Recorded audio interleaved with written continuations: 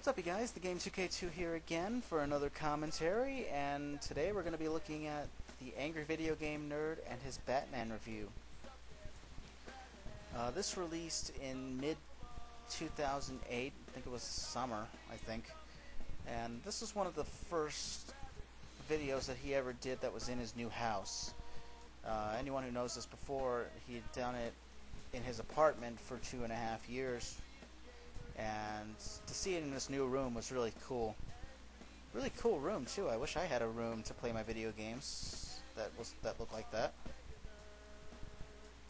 Because it was a new room, he actually filmed a lot of shots, as you can see, for the intro, which is kind of cool.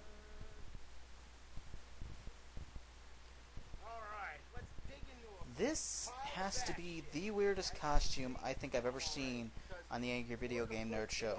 And that says a lot, because quite frankly, between Mike Matei and James Rolfe, let's see, we've had Bugs Bunny, James wore a Star Trek outfit for a Star Trek review, Indiana Jones,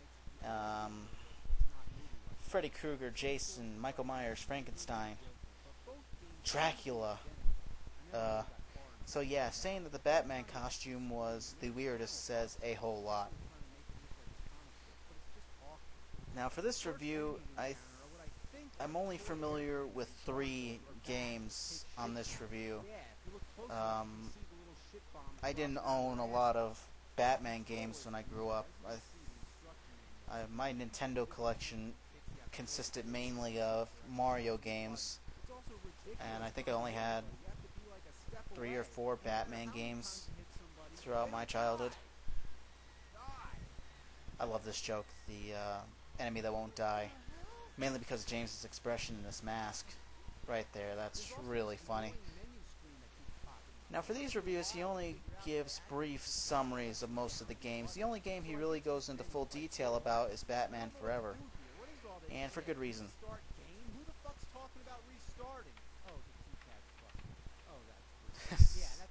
I really don't know what the Commodore 64 is all about. I'm obviously familiar with the old Atari systems, but I had no clue what the Commodore was. I love that I'm Batman. That I'm Batman joke brings me back to my childhood. It's the reason why I like it, because when the first movie came out in 1989, that's all I kept saying when I was a kid was I'm Batman. So I thought that was really funny. Now this is one of the Batman games I am familiar with. The game that was based off of the movie. Well, sort of based off the movie. It's one of my favorite games, but I never got through the Joker. Anyone who's played Batman, and James says in this video, good luck getting through that character. Got close though, at least I think I got close. I don't know, what is close to beating this game with the Joker?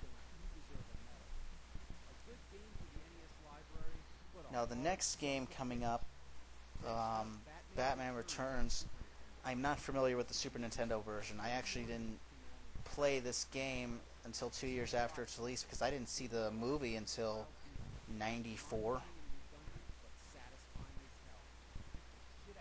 Looks like a fun game anyways.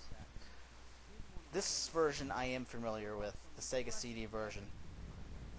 And I agree with James, I do not recommend this version for anybody. I don't even think I made it. I didn't even make it to the driving stages, so I don't know what the.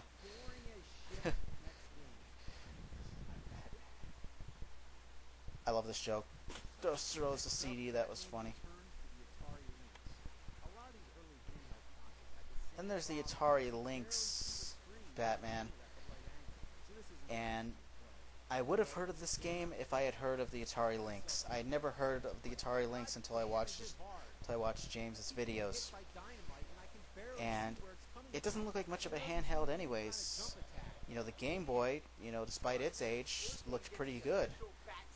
These games for the Atari Lynx looks like you had to play them in the dark, which for a handheld is really stupid. That's a great joke. Actually, I take it back. I'm familiar with 4. I am familiar with Batman and Robin, The Adventures of Batman and Robin. The Sega Genesis version. I never played the Super Nintendo version. which it looks no different, so I can't really say much. I love that joke. I like Batman and Robin. I thought it was a fun game.